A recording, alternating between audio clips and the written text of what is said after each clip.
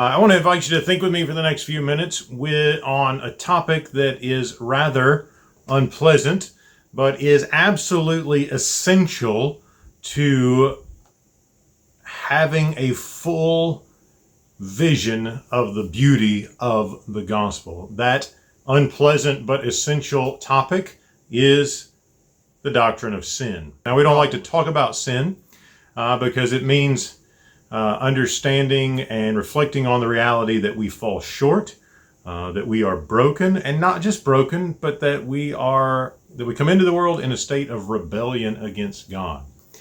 And that brokenness, that rebellion, touches every part of our humanity. It touches our emotions. It touches our bodily life. It touches our psychological life, our intellectual life, our ability to reason, the way we see the world is all tainted by the power and the problem of sin. And that's why the topic of sin comes up repeatedly in Scripture. I've been thinking about Paul's letter to the Romans some lately. And Paul mentions, and he doesn't just mention, he goes into detail about the significant problems that come out with the reality of human sin.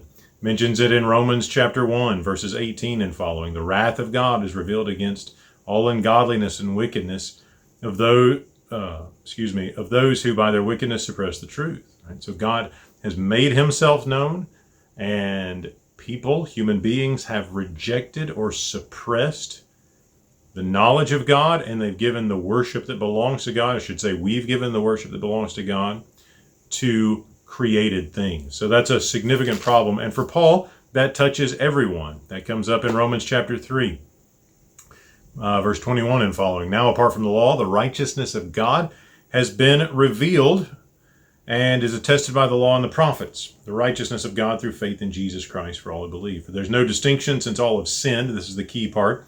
All have sinned and fall short of the glory of God, right? So there's this universal problem, regardless of who you are, where we're from, ethnicity, social status, profession, gender. We're all broken.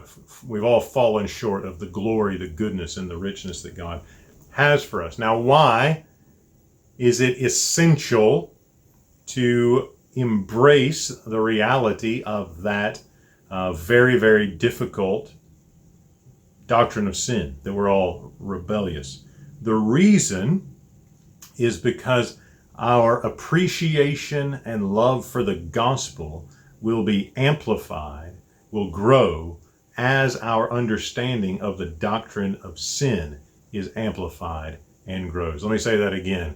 Our love and appreciation for the gospel will grow as our understanding of our own sinfulness and broken rebellion grows and is amplified. Because the gospel takes sinners as its object. Paul continues with this theme of how sin impacts things in Romans chapter 5. Verse 6, he says, while we were still weak, at the right time, Christ died for the ungodly, right? So if we don't think we have a problem, if we think we're just fine, sin isn't really an issue, we don't want to get into that, it's very unpleasant, right? Then we're sort of saying we don't need what Jesus offers, right? Whatever it is Jesus offers, he offers it to the ungodly. Whatever it is Jesus offers, he offers it to sinners. So if we think we need Jesus, then we need to understand there's a problem that he is out to deal with.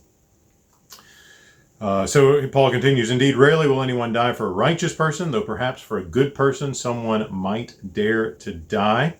But God proves his love for us in this: while we were still sinners, Christ died for us. Right? So the good news, the gospel of Christ's atoning death,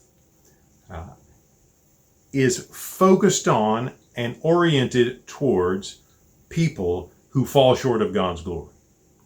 So the extent to which we're willing to embrace the reality that we fall short of God's glory, the extent to which we're willing to embrace the reality that we need Jesus to forgive our sin, to work to restore us, to make peace between us and God, to declare us to be righteous, to work within us by his Spirit to transform us. Those don't become options for us until we're willing to confess the reality that we are indeed rebels.